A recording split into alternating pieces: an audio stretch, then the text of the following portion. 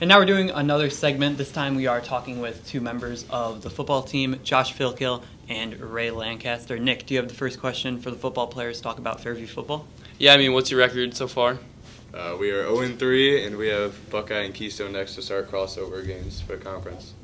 Yeah, it has been a tough schedule for the football team so far. They are 0-3. Ray, you guys have played some tough opponents. Can you tell us how your games have gone so far this year? Kind of bad, obviously, because we're 0-3. It's mainly because people are just making simple mistakes. That's really it, and they won't tackle on defense. So are you mad at the schedulers for scheduling 3 hard games, or is it nice to get those out of the way? Maybe you have a chance to win and then get into like the easier pack conference slate of the schedule? I mean, usually every time we get in conference, we just lose to Columbia. Yeah. Which really isn't like all that bad. This year we have a good chance to beat them though, but those like first 5 games are pretty questionable. Once you, what are you expecting for the conference then? You think you guys might beat Columbia then? Win out conference. Nice.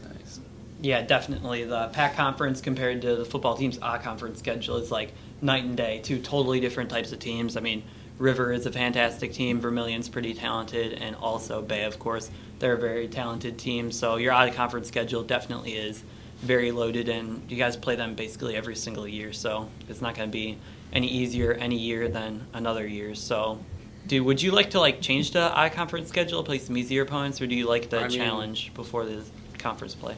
I mean, it's all right that there's a challenge, but yeah. Sometimes there really is no challenge.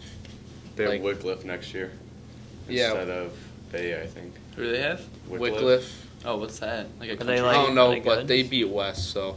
Oh, they did. So I mean, West they're is probably pretty bad. about as good as you. No, we're probably better. West is just bad. So, you're getting at least some easier schedule. Yeah. That's what I said. Josh, obviously, your freshman year, you guys were very talented, and you guys lost to, obviously, Columbia and West, and that difficult out-of-conference schedule probably helped you guys in the playoff seeding, beating Rocky River and Bay. Can you tell us how, the teams has gone from your freshman and senior year? Well, freshman year we lost a lot of seniors that were we got a lot smaller, especially up front for linemen. We had Icky, Tez, and them.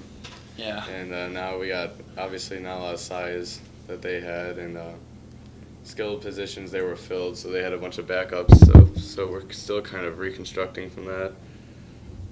How is that reconstruction going? Is it going the opposite direction? Are you guys losing players? Is it a young team that's still planning on improving the next few years? We have some really good young athletes, but I don't know. They need to develop more of a football mind and thinking that this is high school and not they're just running all over the place in middle school scoring.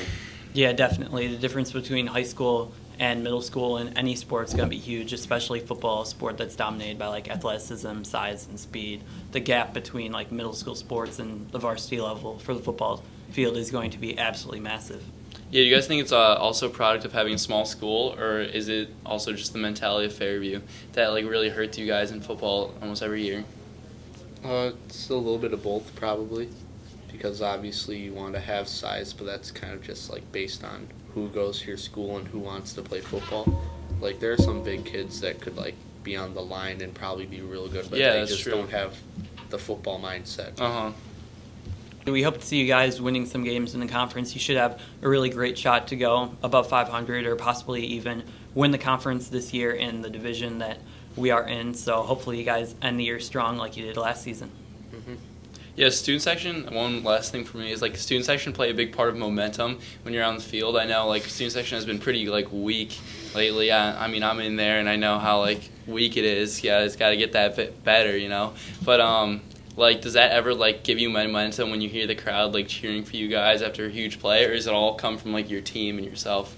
I mean, really, it's mainly from the team because you can't really hear the student section anymore. Yeah, I know what I mean.